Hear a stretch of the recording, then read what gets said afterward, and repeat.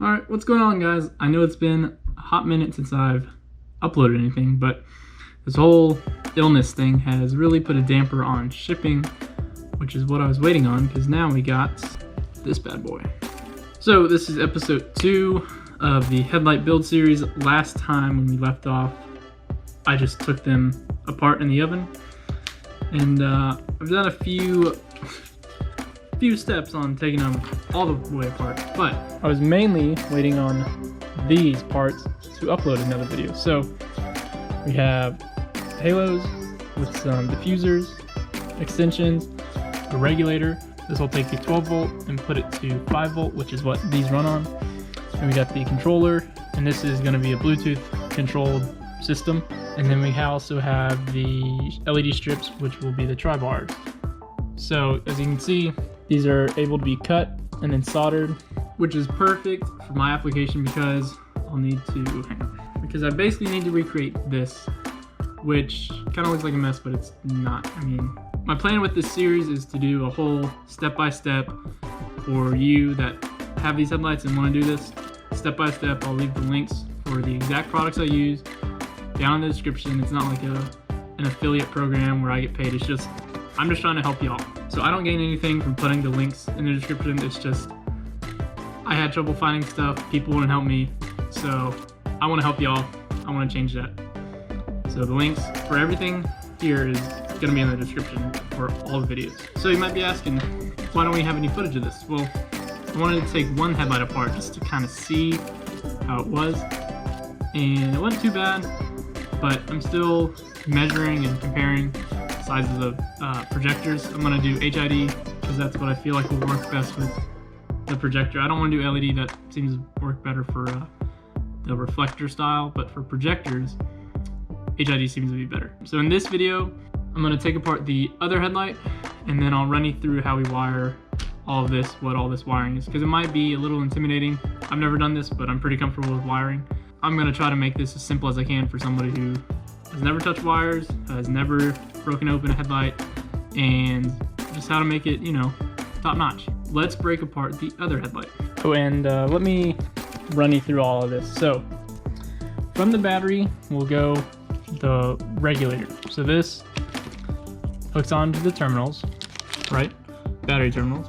It has a fuse, so it doesn't get too much power in case of something weird or shorting or something. Goes in here, converts 12 volt to 5 volt, and puts it out to this. That plugs into this right here, and goes in, and then it goes out to the left and right, and then you can also integrate your parking lights and turn signals, so you can get sequential function and the pure white function for running lights. I'll go over that probably in the next video when I get my bench test thing set up. I just need to get a battery, and that'll be it. We have extension cords because this is not waterproof, so we need to house it probably in the cabin somewhere. So these are two 6-foot extensions, so this will run out of the cabin to the tri-bars. So the tri-bars will be first in line, and I have to cut these and mount them on the old boards. We'll just flip them over and mount them there. From the tri-bars, we'll go to the halo, so the halo will be last. So that way, when you're turning, it'll go yellow, yellow, yellow, yellow, instead of yellow, yellow, yellow, yellow, because when you want to turn right, you want to go this way, because this is the passenger side. So that's why we do the tri-bars first, and then the halos last. I'm also not sure how to mount these diffusers. They don't really snap on. There's a couple ways that lighting trends suggest to mount it. The halos, but they don't really say how to attach the halo diffusers, so that'll be a fun process, but I'm gonna figure that out when I have the battery to test everything.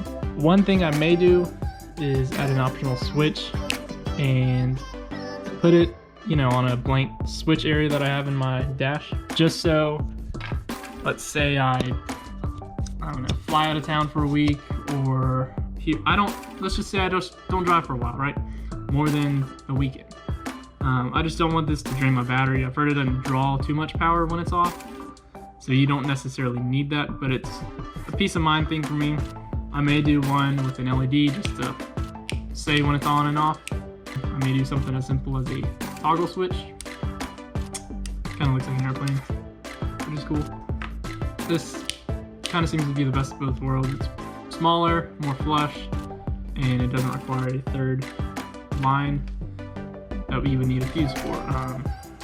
These are all just spare parts I got from work, from a junk drawer, so, you know, shout out to my coworkers. You know who you are. Seeing as this already has a fuse, you know, same thing. I don't know if I need another fuse, and I don't know whether or not to put the toggle switch before the fuse or after the fuse, or route it some way to where it comes out of the fuse, and then the fuse is in line, and then it goes there, and then it comes back.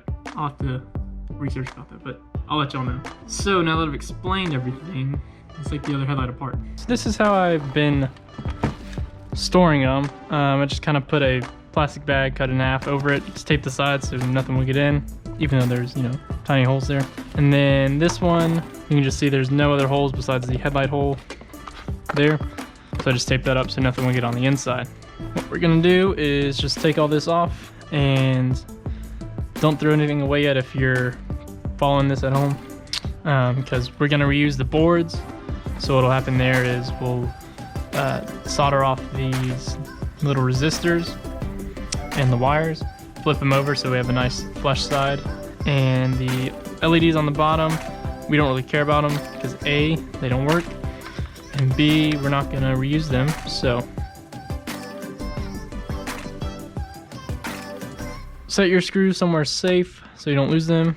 Also, you might need to put a little force into these when you unscrew them. They may be in tight, they may be in loose, but just be careful not to strip the head. You can see there's some like corrosion right here, which may be the reason these some LEDs on these burned out. But that's the reason I'm doing all this is, you know, there's some LEDs here and there burned out very randomly. I was tired of it. It looked ugly. And it was a very blue, not a white LED look.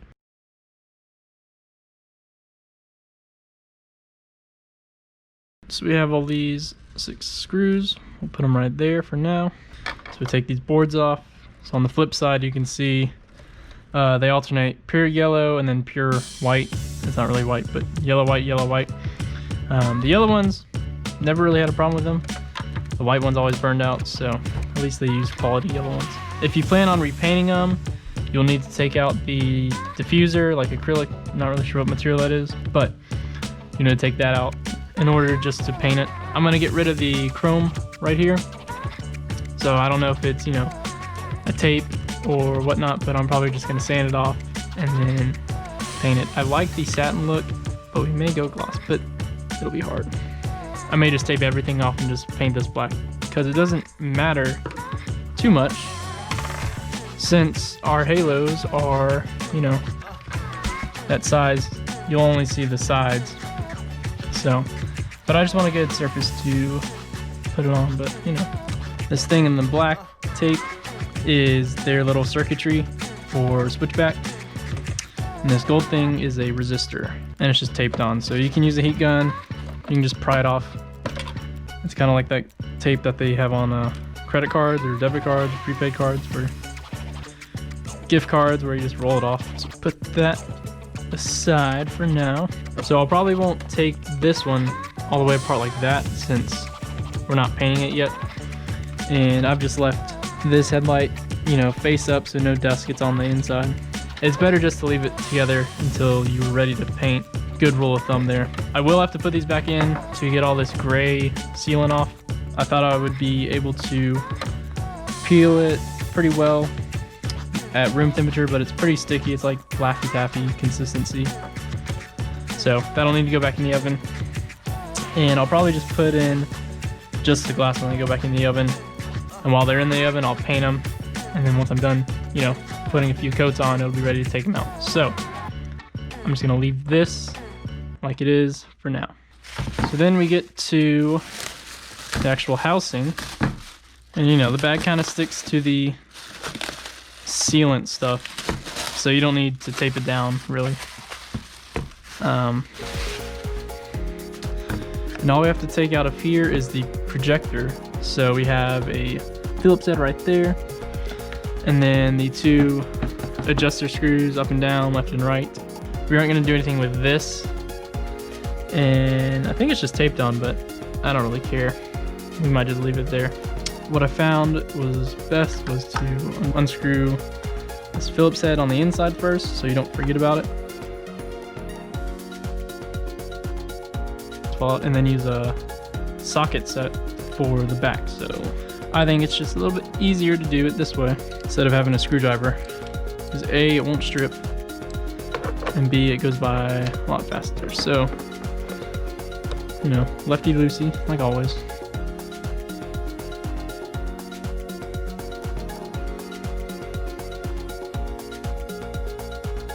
And you want to do this, you know, on an even way so it doesn't tilt the housing too much and you don't break anything. Because I haven't ordered the new projector, so I don't know what we need to save. Do this one and that one, and go back and forth just so it's even.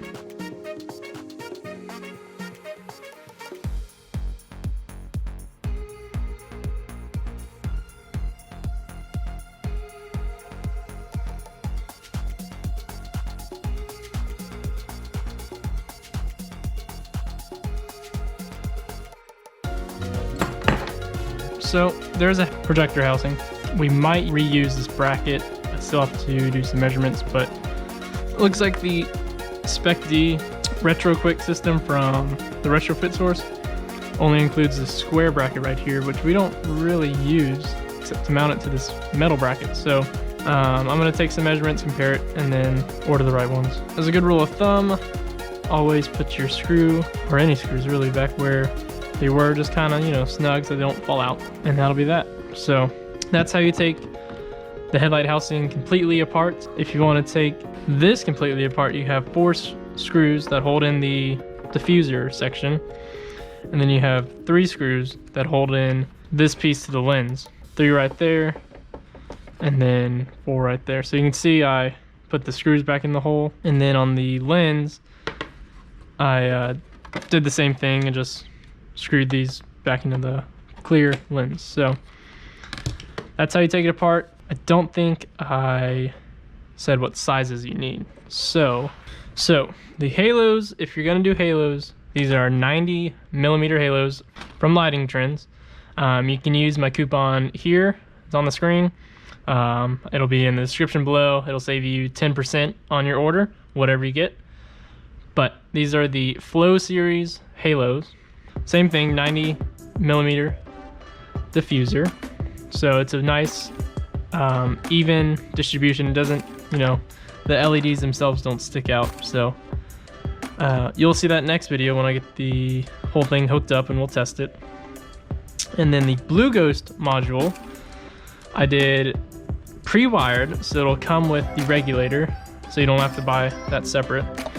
It'll come pre-wired with this, which I debated getting it pre-wired or just wiring it myself, because it's not hard to do it, but it's kind of good because I didn't know I would need something like this. And then they also give you probably 4-ish feet of leads, so you have like turn signal, brake signal. What else do you have? This is also the Blue Ghost light, so I don't have these power switch outputs built in. Brake, park signals, left turn, right turn. So we'll have to hook those up to the car's turn signals. 4 switches I don't have are, these are all 12-volt options, and those will do things like the underglow, other stuff, I'm not too sure. Just for our application, we don't need that, just know that. I haven't downloaded the app yet, we'll do that next video as well. The LED strip is the BTF lighting. The 1 meter one, it's not waterproof, it's the IP30 because these are going to be a headlight. We don't really need them to be waterproof. They're RGB plus natural white. You can do warm white, which will be more yellow, or you can do like a blue. It'll come with the right connections. I forgot what these little connectors are called, but it also comes with a spare one, which is nice. I think we'll need it to go from here to, you know, from the strip to the halo. Hopefully I can upload more now that UPS is back to normal and companies are shipping things on a normal schedule. So we'll hook up the system, look at the wire, we'll cut the LED strip because we'll just have to solder them, and we'll put them on the boards. and then we'll make sure all that worked, and I will have ordered the projector by the next video. And we'll also clean off all this goop. We'll have to put these back in the oven, I guess, and work on that. If you have any questions, let me know. I usually reply to everybody that comments just because I'm, you know, small. I mean, I'm still a small enough channel where I can reply to everybody. Not a lot of people comment, but yeah, if you have any questions, let me know. If you need a link, you know, I'll do it there, but check the description first. They should all be there. And the discount for lighting trends should also be in the description. So with that, that'll be this video. So have a good day. Take care.